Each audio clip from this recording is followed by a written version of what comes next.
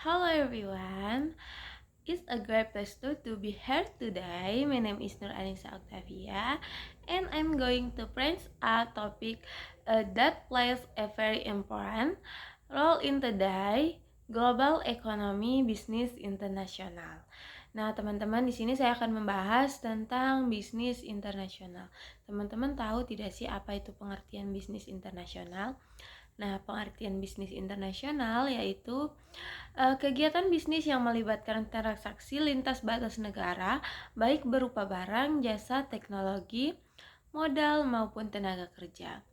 Kegiatan ini dilakukan oleh individu, perusahaan, maupun pemerintah untuk mencapai keuntungan, memperluas pasar, dan meningkatkan daya saing global.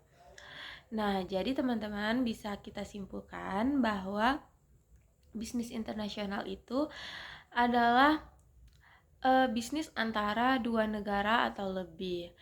Jadi dua negara melakukan perdagangan supaya mendapatkan keuntungan, dan perdagangan itu bisa berupa barang, jasa, teknologi, modal ataupun yang lain sebagainya.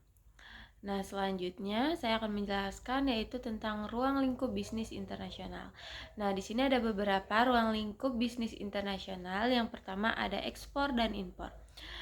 Teman-teman pasti sudah tidak asing dengan yang namanya ekspor dan impor. Nah, ekspor yaitu menjual barang atau jasa ke negara lain. Sedangkan impor membeli barang dan jasa dari negara lain.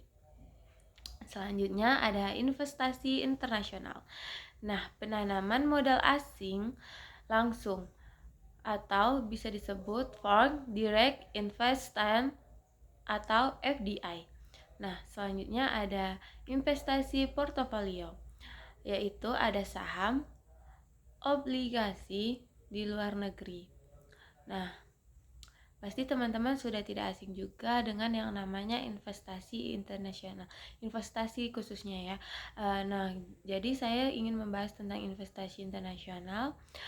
Kalau investasi bisa kita lakukan di negara asal kita atau bisa kita lakukan di negara luar atau internasional seperti itu. Jadi investasi internasional itu investasi yang kita lakukan di negara asing atau bekerja sama dengan negara asing seperti itu.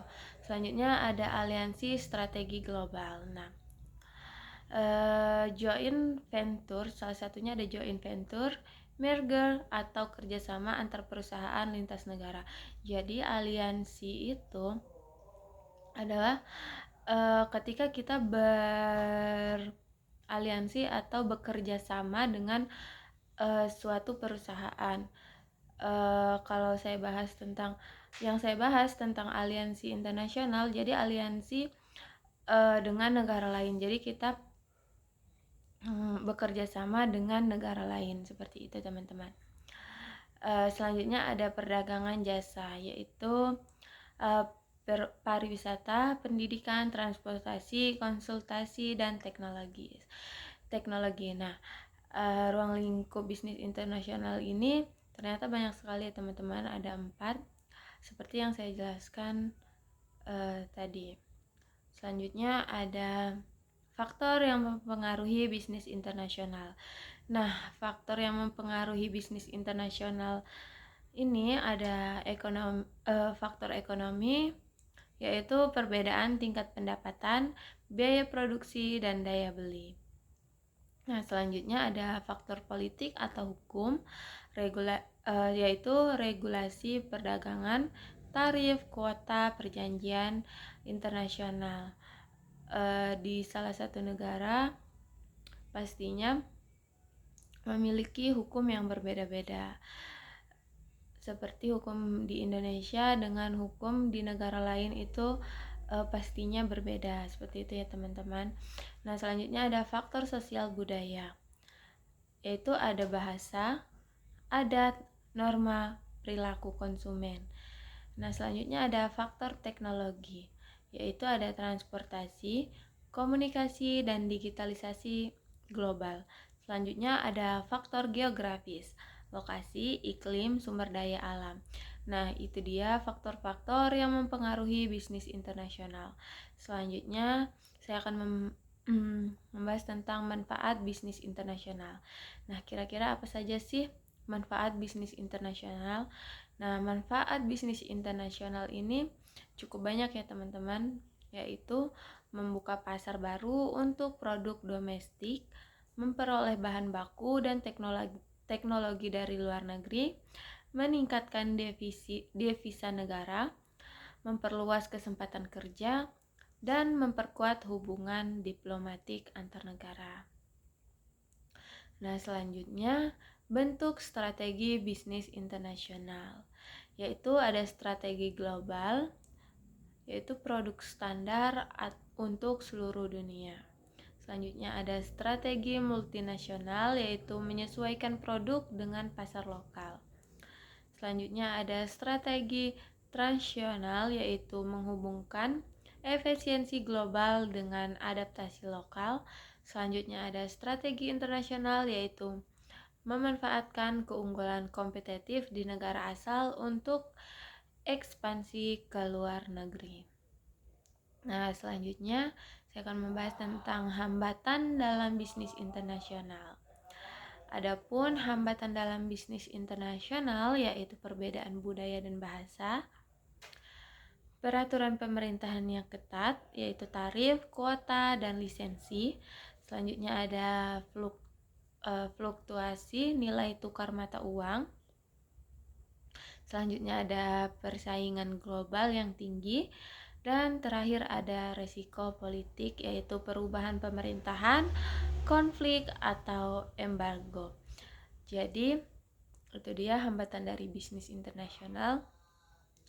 Selanjutnya ada contoh kasus bisnis internasional. Nah, ini ada contoh kasus Apple ya, teman-teman.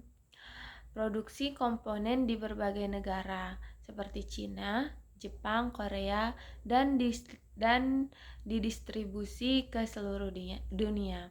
Jadi produk Apple itu diproduksinya hanya di Cina, Jepang, dan Korea, tetapi dia bisa mendistribusikan produknya ke seluruh dunia. Nah, itu bisa kita sebut dengan aliansi juga ya teman-teman. Selain bisnis internasional juga itu bisa disebut juga aliansi. Dia beraliansi dengan negara-negara lain. Seperti itu. Dan selanjutnya ada contoh lagi Toyota. Menyesuaikan produk mobil sesuai kebutuhan lokal di tiap negara. Nah, teman-teman, seperti Toyota, di setiap negara kan pasti berbeda-beda nih. Seperti di Indonesia itu setir kanan, dan dari negara lain bisa setirnya bisa di kiri, seperti itu teman-teman. Jadi Toyota ini menyesuaikan di mana negara itu kebiasaannya dia di setir kanan atau setir kiri, dan juga fitur-fitur lainnya juga Toyota menyesuaikan seperti itu. Selanjutnya ada contoh lagi Starbucks. Adaptasi menu sesuai budaya lokal, contoh matcha latte di Jepang, kopi susu gula aren di Indonesia. Nah, Starbucks ini menyesuaikan di mana nih tempat dia berjualan, seperti itu. Seperti contoh tadi, bahwa dia menjual matcha latte lebih fokus ke Jepang karena mungkin di Jepang sudah terbiasa dengan yang namanya matcha seperti itu, dan di Indonesia terbiasa dengan kopi susu gula aren. Jadi Starbucks menyesuaikan menunya sesuai dengan budaya lokal. Nah, yang terakhir ada kesimpulan. Nah, kesimpulannya, bisnis internasional merupakan aktivitas ekonomi global yang penting untuk mendukung pertumbuhan ekonomi, memperluas peluang usaha, serta meningkatkan daya saing suatu negara atau perusahaan di pasar dunia. Namun, diperlukan strategi tepat dan pemahaman budaya, politik, serta hukum agar dapat bertahan dalam persaingan nasional. Nah, jadi bisnis internasional ini banyak plus minusnya ya teman-teman. Jika kita bisa melakukan strategi yang tepat tadi seperti budaya, politik, serta hukum, kita bisa berhasil melakukan yang namanya bisnis internasional atau bisa kita sebut bekerja sama lah dengan negara lain seperti itu. Nah, mungkin itu saja yang dapat saya sampaikan. See you next video. Bye bye.